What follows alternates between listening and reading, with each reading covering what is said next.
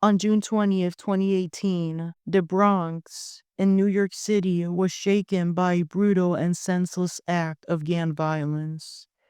15-year-old Lesandro Guzman-Feliz, known as Junior, was fatally attacked in a mistaken identity assault carried out by members of the Dominican American gang Trinitarios.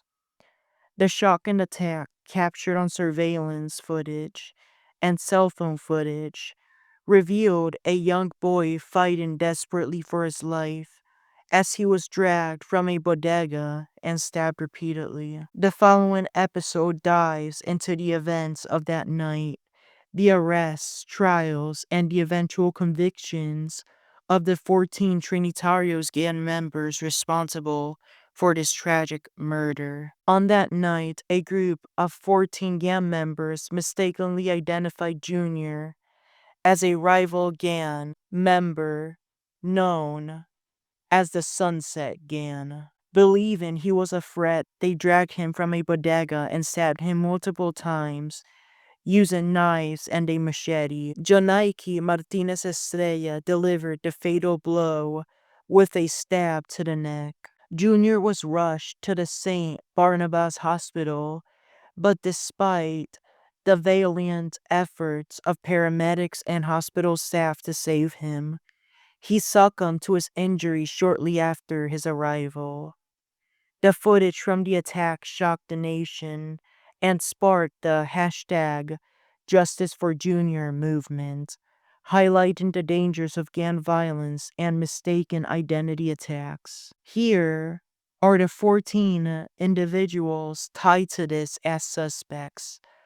19-year-old Kevin Alvarez, 25-year-old Luis Cabrera Santos, 21-year-old Daniel Fernandez, 23-year-old Elvin Garcia, 24-year-old Antonio Rodriguez Hernandez, 24-year-old Jonaiki Martinez Estrella, 21-year-old Jose Muniz, 21-year-old Danilo Payamps Pacheco, 26-year-old Gabriel Ramirez Concepcion, 18-year-old Manuel Rivera, 29-year-old Diego Suero, 21-year-old Jose Tavares, 20-year-old Frederic Den, and 29-year-old Ronald Ureño. The suspects were apprehended in coordinated raid operations. Kevin Alvarez on June 24th, 2018 in the Bronx. The following day, Manuel and Danelle were captured there as well. A day after that, Elvin Garcia was captured there, as well as Danilo Payams Pacheco and Diego Suero. On that same day, Luis Cabrera Santos was captured in Paterson, New Jersey. He would go on to waive extradition and be returned to New York. On August 27th that year, Ronald Ureño was captured in the Bronx. And also that same year, on September 16th, Frederick Den, the final suspect, was captured in the Bronx. All suspects were processed at the Bronx Criminal Court, local precincts, and the Bronx District Attorney's Office. This included booking, fingerprinting, and arraignments. Manuel Rivera was held at the Bronx Juvie Hall. The defendants were formally charged with second-degree murder, first and second-degree manslaughter, gang assault, assault with intent to cause serious injury, and criminal possession of a weapon. Judge Kenneth Powell and Jeffrey Sunshine presided over their first appearances. All 14 were held in custody without bond pending trial. At Rikers Island, the majority of the defendants were booked. A team of Free State prosecutors, Darcel Clark, Jason O'Neill, and Joseph Gartner, presented the case to a Bronx grand jury, resulting in indictments for additional state offenses. In February 2025, federal authorities charged 22 individuals, including Trinitarios leaders with offenses under the RICO statute, racketeering 6 murder counts, attempted murder 11 counts, drug trafficking, firearms offenses, and gang assault.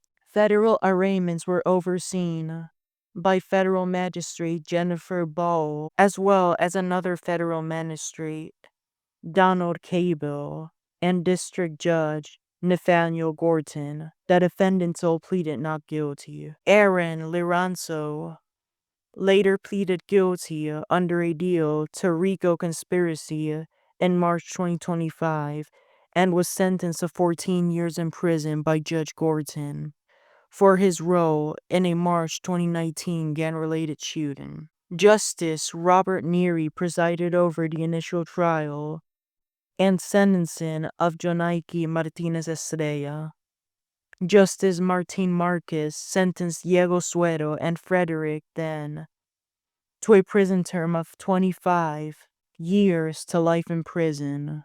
That was on September 16, 2022. Jonaiki was convicted and initially sentenced to life without parole in prison, but would go on to be resentenced to 25 years to life. Jose Muniz, Alvin, and Antonio were sentenced to a prison term of 25 years to life.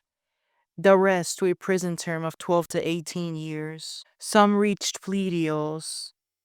Others were convicted at trial. Jonaiki, however, is no longer serving that sentence, as he was found dead at the Koksaki Correctional Facility on June 27, 2025. This matter remains under investigation. The other 13 continue behind bars in New York State facilities. Thank you for listening to this episode of Strawberry Ink. I know it was pretty brief, but I plan to get more in depth with gang violence in a separate series, and I'd like to include this case in that. Till next time, take care. Have a good rest of your day.